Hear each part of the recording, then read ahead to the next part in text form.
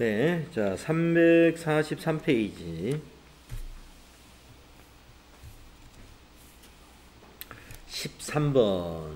14번까지 했죠. 15번 문제 한번 보실까요? 도매업을 영위하는 주식회사 한공은 사업 확장에 따라 본사 건물 2개층을 증축하고 증축에 소요된 비용은 수선비로 회계 처리했습니다. 본사 건물 증축으로 인해 내용연수가 3년 연장이 되었습니다. 내용연수가 연장되었다 그러면 자본적 지출로 봐야 됩니다. 그런데 수선비로 처리했으니까 잘못 처리한 거죠.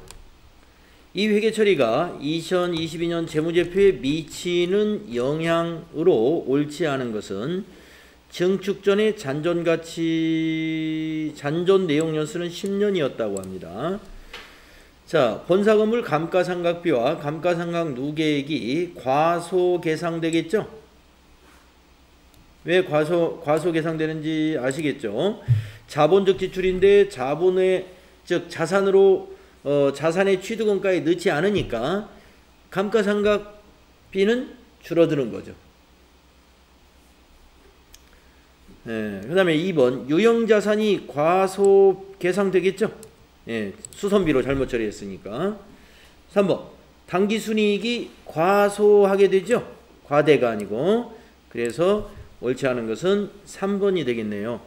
비용으로 잘못 처리했기 때문에 비용이 과대해져 가지고 이익은 과소하게 됩니다. 4번 매출원가에 미치는 영향은 없죠. 매출원가하고는 관련이 없습니다. 그래서 매출원가에 미치는 영향 없다. 요거 맞는 거죠. 자, 3번이 잘못됐다. 이런 문제. 자, 16번도 풀어보겠습니다. 김 부장과 박 과장의 대화이다. 가나다의 내용으로 옳은 것은 김 부장, 유형자산에 대한 자본적 지출을 수익적 지출로 잘못 처리하면 어떤 효과가 발생하나요? 네, 순이익이 감소하죠. 순이익이 그러니까 과대라고 한 건 요건 틀렸네요. 틀린 것부터 제거해 볼게요. 그 다음에 자산이 어떻게 됩니까? 자본적 지출을 수익적 지출로 했으니까 자산이 과소되죠. 네, 과대 요거 탈락. 그 다음에 비용이 어떻게 됩니까? 비용으로 잘못 처리했으니까 비용이 과대하겠죠. 비용이 과소라고 했으니까 이거 틀렸습니다. 답은 1번이네요. 1번이 맞다. 자, 정리하면 이렇게 됩니다. 유형자산에 대한 자본적 지출을 수익적 지출로 잘못 처리하게 되면은요, 여러분 자본적 지출이라는 것은 자산 처리하는 거예요. 그리고 수익적 지출이라는 것은 비용으로 처리하는 것이죠. 자산을 비용으로 잘못 처리했을 때 순이익은 작아지고 자산은 작아지고 비용은 커지고 이렇게 된다 이거죠. 그래서 1번이 맞죠. 17번도 풀어봅시다. 주식회사 한공은 유형자산으로 분류된 토지에 대하여 재평가 모형을 적용하고 있습니다. 토지 재평가가 재무제표에 미치는 영향으로 옳지 않은 것은, 자, 단 재평가 시점에 토지의 장부금액은 100만원인데 공정가치가 130입니다. 그럼 130으로 평가하는 것을 우리가 재평가라고 그러잖아요. 장부금액을 공정가치로 바꿔주는 거죠. 자, 그러면 재평가 잉여금이 발생하니까 자본이 증가하죠. 자산이 증가하죠. 또 차변의 자산 증가. 당기순이익이 증가하느냐? 변화가 없죠. 왜냐? 30만원은 수익이 아니고 재평가 잉여금은 차본의 기타 포괄손익 누계액이죠. 부채의 변동이 없다. 맞습니다. 부채의 변동 없습니다. 자, 요 분계 한번 해볼게요. 재평가 분계 17번 재평가 분계는 이렇게 되는 거예요.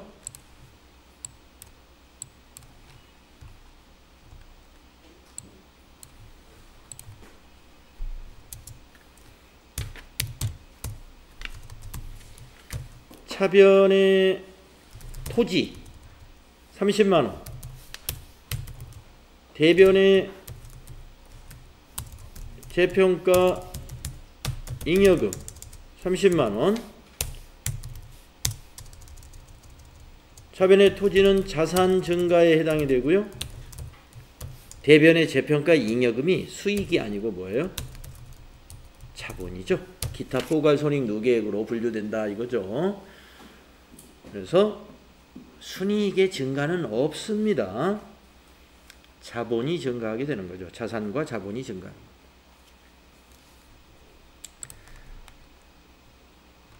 네, 18번도 해보겠습니다. 재평가 문제. KT 2급에만 나와요. 재평가는. 주식의 상공은 다음과 같은 건물에 대하여 22년 12월 31일에 재평가하려고 합니다.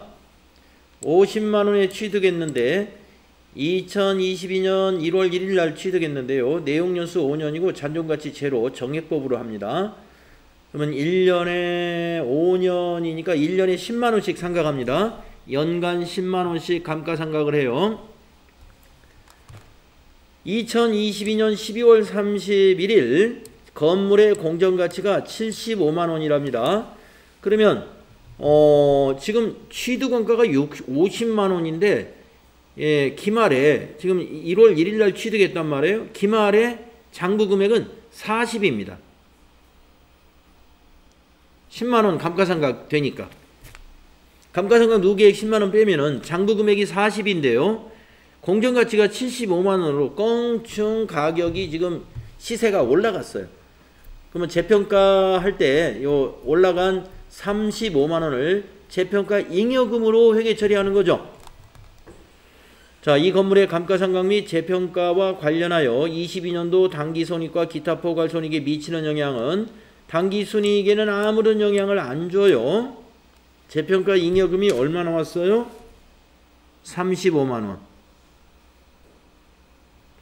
그래서 기타 포괄손익 누계액 35만원이 증가한다. 4번이 맞는 거죠.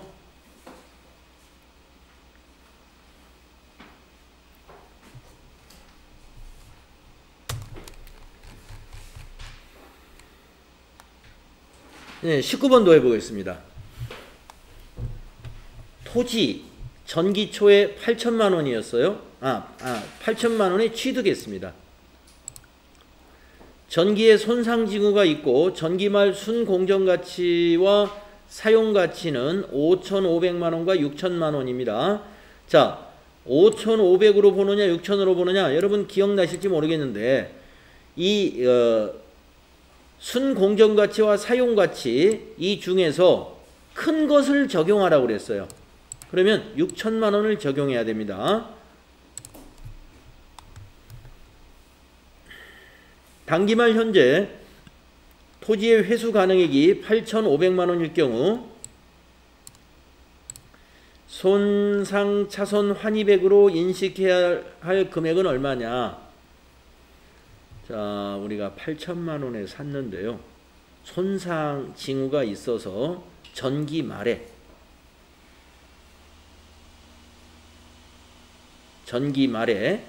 손상차손 누계액이 발생했어요. 8천만원과 6천만원의 차이가 얼마예요? 2천만원. 전기말에 2천만원의 손상차손이 발생했습니다. 손상차손은 손상차손 누계액이라는 차감 계정으로 토지에 달라붙어 있죠. 2천만원이 지금 전기말에 있었던 거예요. 그런데 단기말 토지 회수 가능액이 8,500이라는 것은 회수 가능액은 공정가치를 말하는 거예요.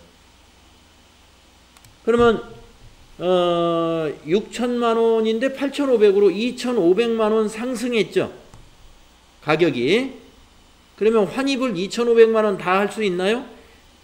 과거에 손상차손 누계액으로 있었던 요것만 환입이 되는 겁니다. 그래서 답은 3번이에요. 2천만원만 환입시키는 거예요. 가격이 하락했다가 다시 상승했을 때 요 하락한 부분, 요 부분만 다시 환입시키는 거예요. 하락한 부분에 대해서만. 그래서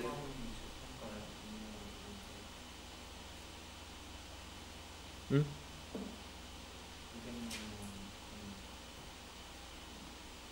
다시요? 500만 원이 예. 올랐잖아요. 전기 초보다. 여기 이거하고 비교해서는 안 되고 전기 말에 6천만 원으로 평가를 했습니다. 그래서 이 금액과 이 금액을 비교해야 돼요. 이거는 취득원가고 이렇게 취득을 했는데 손상 징후가 있어가지고 6천만 원으로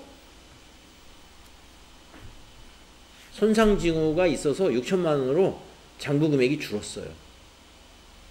그래서 지금 6천만 원인 상태에서 회수 가능액이 8,500이기 때문에 손상차손을 환입을 하는데 손상차손 환입은 손상차손 누계액이 있는 요 금액 범위 내에서만 환입을 하는 거예요. 그 얘기입니다. 이걸 가지고 비교하시면 안 되고 처음에 이거 두 개를 비교해서 2,500이 증가했죠. 2,500이 증가했지만 과거에 손상차손 누계액으로 인식했던 요 차이, 이것과 이것의 차이인 2천만 원만 환입시킬 수 있다 이런 얘기입니다.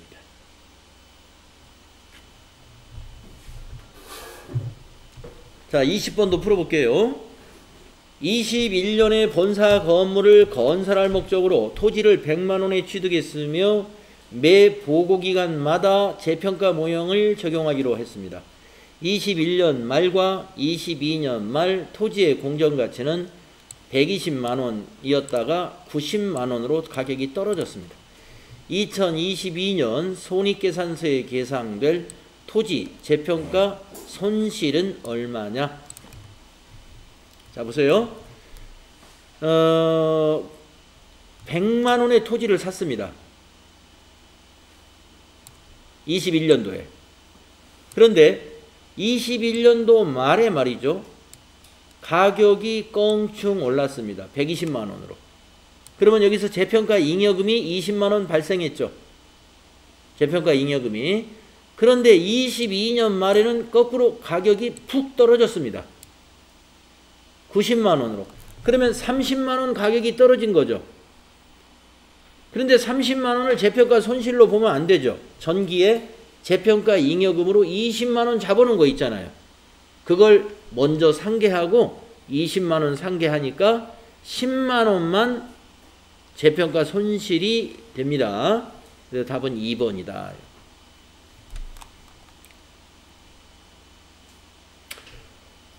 재평가 잉여금이 있을 때는 재평가 잉여금을 먼저 상계한 뒤에 초과된 금액만 재평가 손실로 인식할 수 있습니다. 재평가 손실은 비용으로 처리하는 거예요. 가격이 하락했을 때. 여러분들 우리 재평가 모형에 대해서 이론적으로 정리했던 거 여기서 이제 실습을 하죠. 그렇죠. 실습해 보는 거예요. 문제로.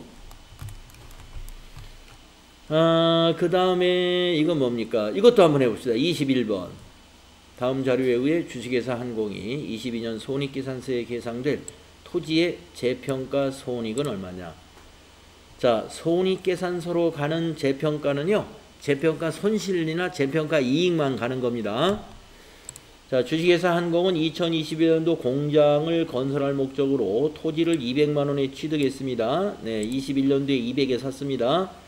매 보고기간마다 재평가 모형을 적용하기로 했어요. 21년 말과 22년 말 토지의 공정가치는 220으로 21년 말에 220. 자, 재평가 잉여금 여기도 똑같네요. 20만 원의 재평가 잉여금이 작년 말에 발생했습니다. 그리고 22년 말에 가격이 또 떨어졌습니다. 이렇게 180으로. 그러면 40만 원 떨어졌죠. 그러면 우리가 재평가 손실 40만 원을 인식하는 게 아니고 20만 원만 인식해야 됩니다. 전기의 재평가 잉여금 20만 원 먼저 상계하고, 따라서 재평가 손실 20만 원.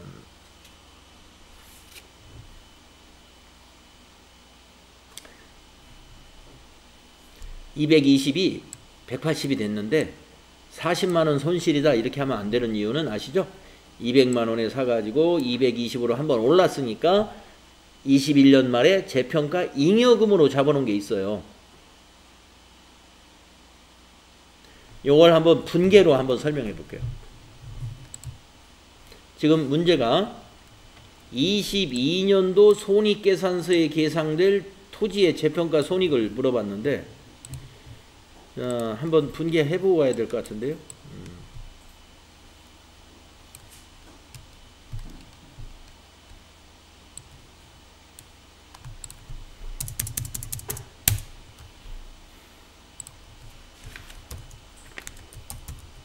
자, 취득 차변의 토지 200만 원이죠. 대변의 현금 200만 원 이렇게 취득했습니다. 2번 두 번째 2021년 말 재평가했어요. 이때 재평가했는데 어떻게 했겠느냐? 차변의 토지 가격이 얼마? 20만 원 증가됐죠? 그래서 차변의 토지 자산 증가 20만 원이 되고 대변 재평가 잉여금으로 인식하죠. 20만 원을. 재평가 잉여금은 자본이에요. 기타 포괄손익 누계액으로 보는 자본. 그리고 세 번째 2022년 말에 또 재평가를 했습니다.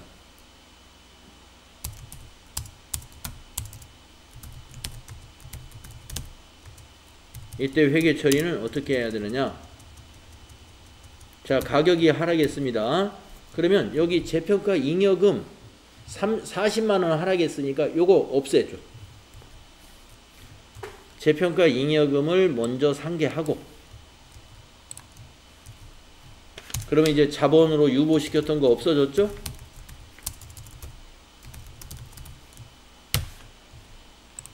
대변에 가격이 하락하면 토지 자산 감소시켜야죠. 얼마 하락했어요? 40만 원 하락했어요. 220이 180이 됐으니까. 이것이 자산 감소된 거죠. 자, 20만 원은 이제 뭐로 기록해야 돼요? 가격이 하락한 것은 재평가 잉여금을 상계시키고 더 빠졌기 때문에 재평가 손실. 재평가 손실은 비용입니다. 그래서 이 문제가 토지의 재평가 손익이 얼마 되느냐 22년도에 물어봤기 때문에 토지의 재평가 손실은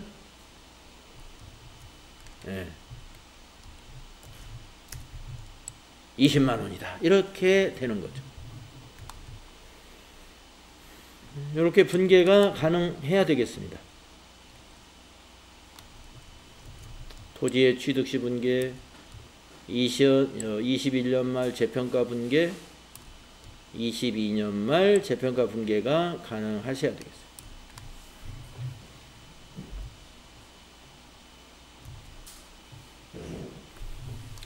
어렵지 않죠? 그래서 재평가 손실 20만 원이 1번에 있었던 거죠. 22번도 풀어봅시다. 가에 들어갈 내용. 유형자산이 진부화 및 시장가치의 급격한 하락 등의 손상 징후가 있다고 판단이 되고 당해 유형자산의 사용 및 처분으로부터 기대되는 미래 현금 흐름 총액의 추정액이 장부금액에 미달하는 경우에는 장부금액을 회수 가능 금액으로 조정하고 그 차액을 손상 차손으로 인식하면 돼요. 우리가 손상 징후가 있다고 판단했기 때문에 유형자산 손상 차손이다 이거예요. 1번이 답이 됩니다. 손상 징후가 있어가지고 가격이 많이 빠졌다 이거예요. 장부금액 이하로. 예, 장부금액이 미달하는 경우에 그 금액은 유형자산 손상차손이다. 예, 1번이 되겠습니다.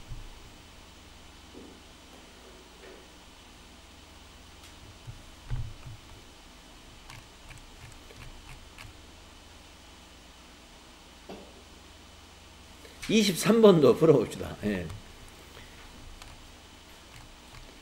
자, 21년 1월 1일이에요. 기계장치를 200만원에 취득했어요. 내용연수 5년입니다. 잔존가치 없고. 정액법이겠죠. 동기계장치는 원가모형을 적용하여 정액법으로 감가상각을 합니다. 매 회계연도 말 기계장치에 대한 회수 가능액은 다음과 같으며 회수 가능액의 변동은 기계장치의 손상 또는 그 회복에 따른 것이다. 22년도 재무제표에 인식될 기계장치 손상차손은 얼마냐? 자, 2021년도 1월 1일 날 200에 샀는데요. 21년 말에 160으로 가격이 회수 가능액이 160이라고 하면은 감가상각을 일단 해보세요. 200만원을 5년으로 나누면 1년에 얼마씩인가요? 40만원씩이죠. 5, 4, 20. 그러니까 2021년만 160이 장부금액 160과 회수 가능액은 동일하기 때문에 2021년 말에는 손상이 없었어요. 예, 손상이 없었습니다. 그러면 이제 2022년만 따져보면 되겠습니다. 그러면 2021년 말에는 감가상각을 한 번 더 하겠죠. 그러면 감가상각 누계액이 이제 80만원이 됐어요. 그러면 200만원에서 80만원이 빼게 되면은 이게 장부금액이 120입니다. 장부금액이 120인데 회수 가능액이 90밖에 안 돼요. 30만원의 차이가, 요 차이가 손상 차손이 되는 것입니다. 이 두 금액의 차이. 그래서 30만원의 손상차손이 있다. 답은 3번입니다. 감가상각을 해서 장부금액과 회수 가능액을 비교해서 그 차이가 바로 손상차손이다. 3번 이렇게 문제 푸시면. 자, 24번도 풀겠습니다. 유형자산 재평가에 대한 설명으로 옳지 않은 거. 우리 재평가에 대해서 TAT 2급에서 배웠죠. 재평가의 빈도는 재평가되는 유형자산의 공정가치 변동에 따라 달라진다. 그렇습니다. 재평가를 뭐 1년에 한 번 해야 된다. 이렇게 주기적으로 하는 거 딱 정해진 게 아니에요. 가격의 변동이 있을 때마다 할 수 있습니다. 재평가 모형을 적용 시 공정가치가 증가된 경우 및 감소된 경우를 모두 장부에 반영해야 된다. 그렇습니다. 증가된 경우 재평가 잉여금, 감소된 경우 재평가 손실. 3번 공정가치는 합리적인 판단력과 거래 의사가 있는 독립된 당사자 간에 거래될 수 있는 교환 가격을 뜻한다. 예. 우리가 공정가치라는 말은 다른 말로 교환 가격, 교환 가치라고도 하죠. 같은 말이에요. 4번 유형자산 재평가로 발생하는 재평가 이익과 손실은 모두 기타 포괄손익으로 처리한다. 이거 틀렸죠? 재평가 이익은 재평가 잉여금으로 분류해서 자본잉여금이고, 아니야, 자본잉여금이 된다. 기타 포괄손익 누계액이니까 되고, 손실은 비용으로 처리하죠? 모두가 아닙니다. 4번이 틀렸다. 4번이 틀렸습니다. 아, 이거 왜 이렇게 복잡한가요? 그 다음 거. 그래도 한번 풀어볼까요? 25번. 다음은 주식회사 한공의 A 기계장치 관련 자료입니다. 22년 말에 인식할 유형자산 손상차손이 얼마냐? 22년 이때 손상차손.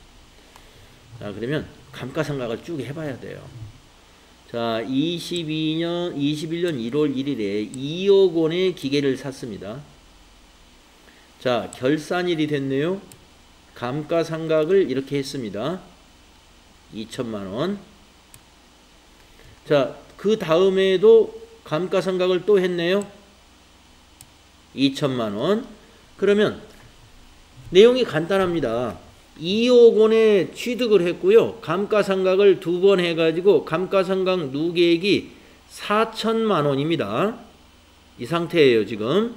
그러면 이때 장부금액은 1억 6천만 원이 됩니다. 이때 장부금액은 1억 6천만 원인 상태예요. 자, 그 상태에서 2022년 말 A기계장치에 대한 손상검사를 실시한 결과 처분 시 예상되는 순공정가치는 6천만 원, 계속 사용가치는 7천만 원으로 판단이 됩니다. 자, 공정가치와 사용가치가 존재할 때 두 값 중에서 큰 값을 적용시키는 거예요. 그래서 7천만 원으로 판단을 해주면 됩니다. 자, 1억 6천만 원이어야 되는데 지금 우리 장부는 1억 6천이에요. 그런데 7천만 원밖에 안 한다는 거예요, 지금. 손상 징후가 있어가지고. 그러면 얼마의 손상이 있었다는 것이냐 이거죠. 이 차이는 9천만 원이 지금 차이가 나죠. 그래서 22년 말 손상차손으로 유형자산 손상차손으로 인식해야 될 금액은 이 두 금액의 차이인 9천만 원이 되는 겁니다.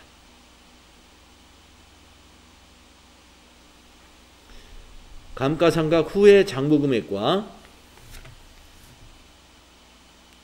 손상징후로 인해서 예상되는 공정가치나 또는 사용가치를 이용하는데 두 개 중에서 큰 것을 적용해 주면 돼요. 이렇게 이런 문제 자주 나오니까 풀어주시면 됩니다. 26번도 풀어봅시다. 다음 중 유형자산 취득 시 회계처리에 대한 설명으로 옳지 않은 것은 현물 출자, 증여, 기타 무상으로 취득한 자산은 공정가치를 취득원가로 하는 게 맞아요. 맞습니다. 2번 매입 할인이 있는 경우에는 이를 차감하여 취득원가로 산출해야죠. 할인받았으니까. 3번 다른 종류의 자산과 교환으로 취득한 유형자산의 취득원가는 교환을 위하여 제공한 자산의 공정가치로 측정한다. 예, 다른 종류니까 이종자산이죠. 이종자산의 교환거래 시 취득원가는 제공한 자산의 공정가치다. 이게 중요하다고 기억하시라고 그랬죠? 맞아요. 4번 동종자산. 동종자산과의 교환으로 취득한 유형자산의 취득원가는 교환으로 제공한 자산의 공정가치다. 장부금액으로 한다고 그랬죠? 예, 공정가치가 아니고 장부금액으로 한다. 장부금액으로 한다. 그래서 4번이 옳지 않은 것이죠.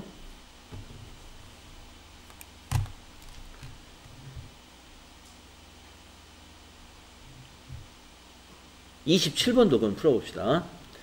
유형자산인 건물의 취득원가에 포함되지 않는 것, 건물의 설계와 관련하여 전문가에게 지급하는 설계비는 취득원가입니다. 건물의 취득과 관련하여 국공채를 불가피하게 매입하는 경우 당해 채권의 매입가액과 일반 기업회계 기준에 따라 평가한 현재 가치의 차액, 취득원가입니다. 3번 건물에 대한 자본화 대상인 차입원가, 취득원가입니다. 4번 취득한 건물에서 판매할 새로운 상품을 소개하는 데 소요되는 지출. 상품을 소개하는 데 소요되는 지출을 우리가 건물의 취득원가로 볼 리가 있겠습니까? 그렇지 않죠. 그래서 4번이 아니다. 이건 것이요.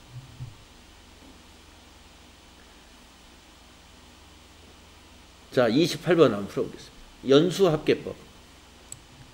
연습하기 위해서.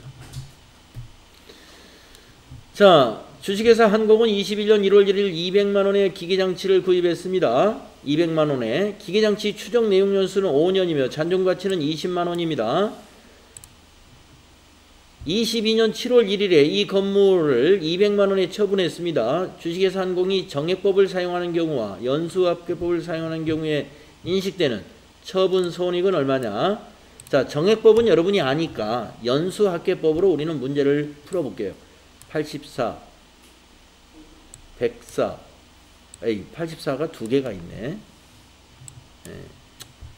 어쨌든 연수합계법 연습을 해야 되니까 정액법은 여러분 잘 아시니까 먼저 연수합계법을 먼저 해보겠습니다. 자, 감가상각을 언제 하는지 따져볼게요. 1월 1일 날에 200만원에 취득했는데요. 처분은 언제 했냐면 그 다음에 7월 1일에 처분했습니다. 그러면 1년 6개월 기간이 지났죠? 1년 6개월. 그러면 1년 6개월을 어떻게 연수합계법으로 감가상각을 하느냐? 먼저 2021년 말 감가상각은 연수합계법입니다.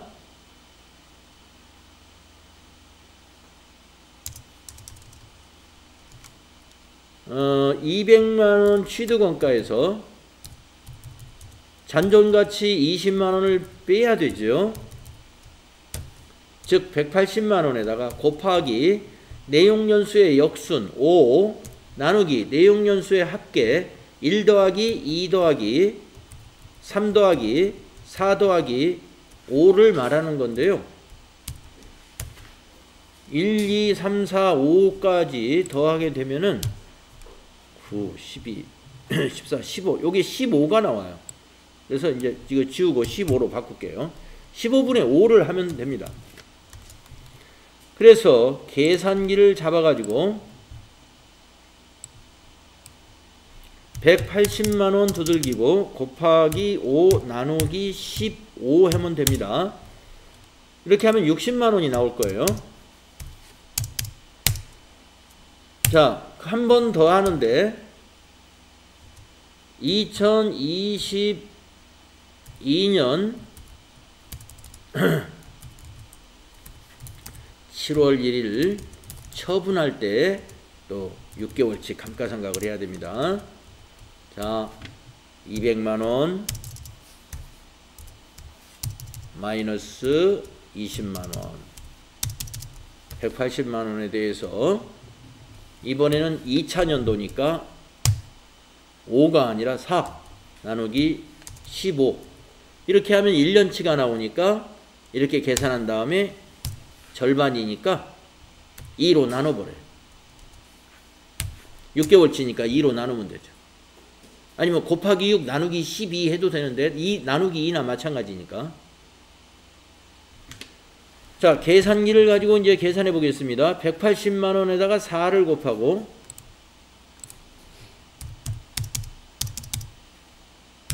나누기 15를 한 다음에 48만원 나오면 나누기 2 절반이니까 24만원이 되겠습니다. 이거 6개월치만 한 거예요. 절반만.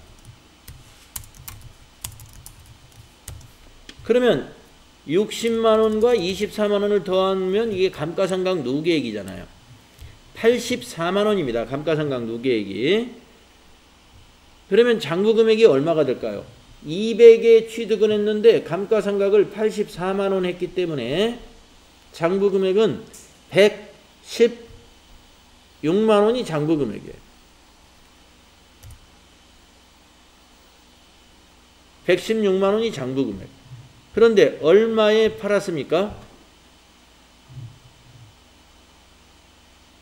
200만원에 팔았죠? 200만원에 7월 1일날 116만원이 장부금액인데 200에 팔았으므로 84만원 요게 바로 이익이 돼버렸네요. 감가상각 누계액과 누계액만큼 이익을 본 거예요. 그래서 84만 원이다. 연수합계법으로 유형자산 처분이익은 84만 원이 나오는 겁니다. 1번과 3번이 맞았어요. 그러면 정액법은 이제 한번 해볼까요? 정액법은 그냥 암산으로 한번 해보세요. 자, 200만 원씩 5년 잔존가치 20만 원이다. 그러면 180을 5로 나눠요.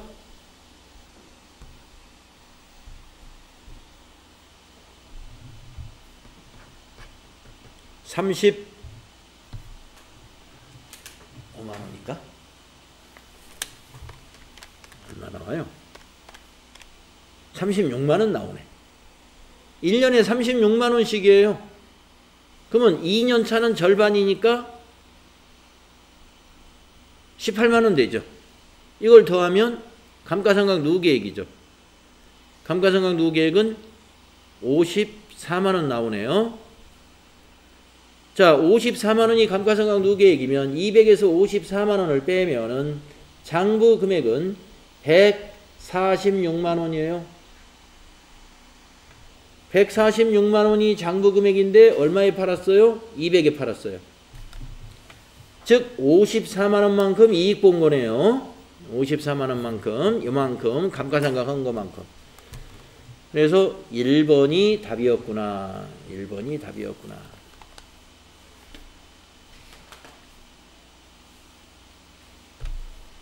자, 정액법은 FAT 1급에서 우리가 출제가 많이 되기 때문에 우리가 FAT 1급 문제 풀 때 연습을 꽤 했었습니다. 그런데 연수합계법 이렇게 계산하는 거 FAT 1급에는 안 나와요. 그래서 TAT 2급에서만 나오기 때문에 한번 해봤습니다. 어렵지 않죠? 너무 많으니까 좀 건너뛰어가면서 합시다.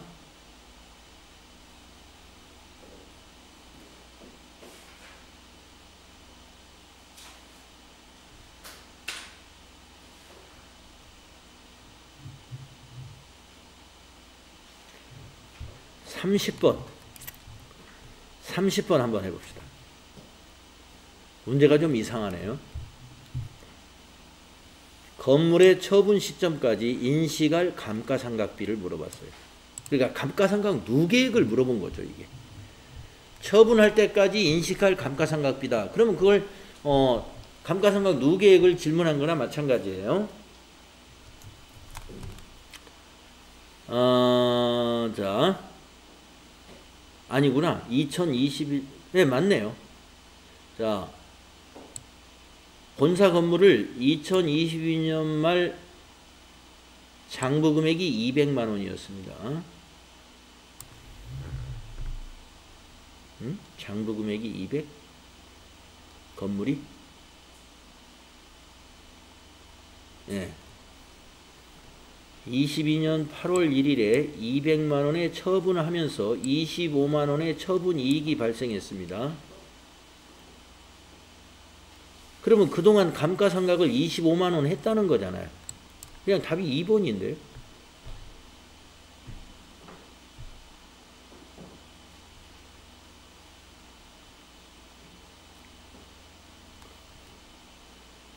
장부 금액이 200인데 200에 처분했더니 25만 원만큼의 이익이 발생했다면 그 이익은 감가상각분이 이익이 난 거예요. 25만 원이.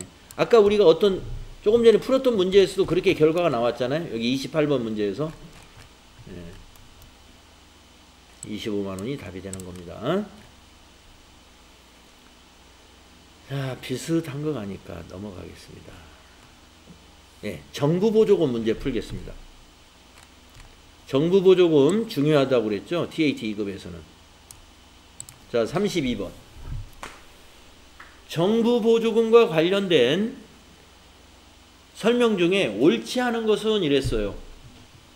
1번. 상환 의무가 없는 자산 관련 정부보조금은 관련 자산 취득 시 그 자산의 차감 계정이죠. 가산 계정이 아니라. 옳지 않은 것을 찾으라고 그랬죠? 답이 1번이네요. 여러분, 정부 보조금은 자산의 차감 계정으로 기록하는 거예요. 자, 그러면 2, 3, 4 맞는 거라면 읽어보고 가겠습니다. 상환 의무가 없는 자산 관련 정보보조금은 관련 자산의 내용연수에 걸쳐 감가상각 금액과 상계한다. 네, 내용연수 동안 정부보조금도 어떻게 해요? 상각을 하죠? 그때 감가상각비, 대변이 감가상각비가 갔었죠? 네, 맞습니다. 3번. 상환 의무가 없는 수익 관련 정부보조금으로 특정 조건을 충족해야 하는 경우가 아니라면 정부보조금을 받을 때 손익에 반영한다. 네, 수익 관련 정부보조금은요, 자산 관련 정부보조금이 아니기 때문에 차감 계정으로 쓰는 게 아니라, 자산의 차감 계정으로 쓰는 게 아니라 바로 그냥 손익으로 반영. 예. 정부보조금 수익이라는 영업의 수익으로 반영하면 되죠. 이건 수익 관련 정보보조금을 설명한 것입니다. 다음 4번. 상환 의무가 없는 수익 관련 정보보조금이 특정 비용을 보전할 목적으로 지급하는 경우에는 특정 비용과 상계 처리한다. 네, 특정 비용을 보전하기 위한 거니까 그 비용에서 빼줘라. 이런 맞습니다. 네, 1번 확실히 틀렸습니다. 자, 33번도 정보보조금 문제입니다. 주식회사항공은 22년 1월 1일에 연구장비를 취득할 조건으로 상환 의무 없는 정부보조금 50만원을 수령하고 연구장비를 100만원에 취득했습니다. 그러면 우리 돈 50만원, 정부보조금 50만원으로 취득했다는 이야기예요. 22년 재무상태표의 손익계산서에 계산될 감가상각 누계액과 감가상각비는 얼마인가? 연구장비의 내용연수는 10년 정액법이고 잔존가치 없습니다. 이거 간단하네요. 자, 감가상각 누계액, 감가상각 한 번 하잖아요. 1월 1일에 취득을 했고 바로 22년 재무상태표를 물어봤으니까 100만원의 장비를 10년간 정액법으로 상각한다면 1년에 10만원이에요. 그러면 감가상각 누계액은 10만원이 돼야 됩니다. 5만원이 아니죠. 그러나 감가상각비는 5만원이 되는 게 맞습니다. 왜 그러느냐? 이 100만원 중에 정부 보조금이 절반이 들어있기 때문에 우리 회사가 비용으로 처리할 수 있는 것은 절반에 대한 것만 비용으로 처리하는 거예요. 그래서 감가상각비는 5만원이 돼야 돼요. 보기에서 그걸 찾으면 돼요. 감가상각 누계액 10만원에 감가상각비 5만원짜리. 답은 2번이다. 이런 말씀입니다. 자, 그러면 이것을 분계로, 예, 결산시 분계를 쓸 수 있어야 돼요. 자, 상황이 이랬을 때 결산 감가상각 분계를 써보겠습니다. 자, 결산 분계를 하기 전에 이 공부를 하기 위한 거니까 정부 보조금 으로 포함해서 장비를 취득했을 때, 이 취득했을 때 분계하고 그 다음에 감가상각 분계, 요 두 개를 같이 써보겠습니다. 여러분 아실 거예요. 생각이 나야 돼요. 생각이 나야 됩니다. 33번이고 취득시 회계처리 한번 해봅시다. 차변에 기계장치, 연구장비니까 기계장치죠. 100만원이죠.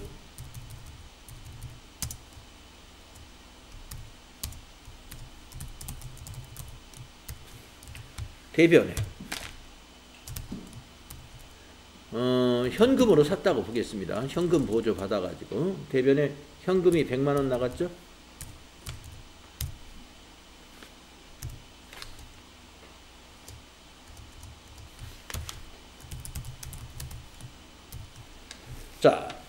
현금을 받았을 때 현금 차감 계정으로 정부 보조금 잡은 게 있어요.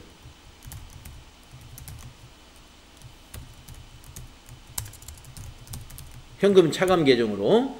그거 없어져야 돼요. 얼마? 50만 원. 정부 보조금 50만 원 받은 게 있으니까. 그거 없어져야 되죠? 대신에 대변에 정부 보조금, 이번에는 기계 차감 계정.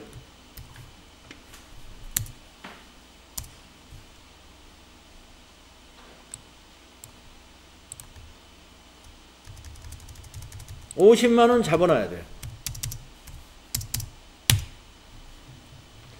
현금 차감 계정인 정부 보조금은 차변에 와서 없어지고 대신에 요 기계장치의 차감 계정으로 정부 보조금이 하나 만들어지는 거죠. 취득할 때. 네, 기억나시나요? 취득 시 회계 처리 이렇게 해야 되는 거예요. 자, 그 다음에 이제 이 문제에서 지금 답을 찾는 거하고 관련이 있는 결산시 감가상각 회계죠. 감가상각을 해야 되니까 어떻게 해야 되느냐. 차변에 감가상각비 비용이 발생합니다. 자, 100만 원을 정액법으로 한다고 그랬고요. 내용 연수가 10년이라고 그랬고요. 잔존 가치는 없습니다. 그럼 100만 원을 10으로 나눈 거예요. 그러면 10만 원입니다. 1년에 10만 원. 대변에 감가상각 누계액 이렇게 우리 회계 처리하잖아요. 기계장치 차감 계정으로. 자, 100만 원이 전부 우리 돈으로 구입했다면 그냥 이렇게만 회계 처리하는 거지만 정부 보조금 이것도 상각을 같이 해야 돼요. 똑같은 기준으로 10년으로 나눠가지고. 그래서 차변에 정부 보조금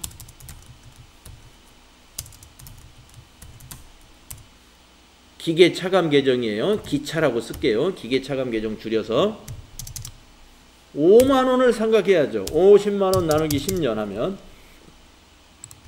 자, 대변은 이 정부 보조금을 상각할 때 감가상각비에서 차감시켜요. 감가상각비에서 5만 원. 그래서 감가상각비가 5만 원이 여기서 비용 취소가 일어나기 때문에 비용이 5만 원밖에 발생을 안 하는 거예요. 그렇지만 감가상각 누계액은 그대로 있어요. 10만 원 그대로. 감가상각 누계액은 그대로 있고 감가상각비만 요 정부 보조금이 상각되면서 감가상각비가 취소되는 겁니다. 그래서 이 33번 문제에서 22년도 재무상태표와 손익계산서에 감가상각 누계액은 재무상태표로, 감가상각비는 손익계산서로 가는데 이 감가상각비 10만 원이 왔다가 5만 원 취소되니까 5만 원만 손익계산서에 표시가 되는 거예요.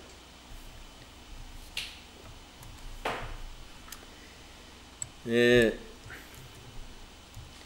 이 분계가 이해가 되어야 33번에서 여러분이 답을 감가상각 누계액은 10만 원, 감가상각비는 5만 원이다. 이렇게 답을 딱 찾아낼 수가 있다는 거죠.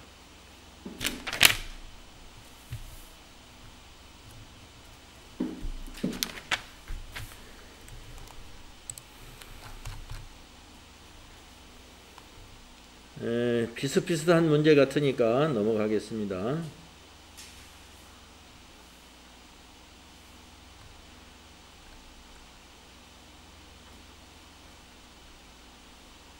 (36번) 좀 쉬었다 할까요?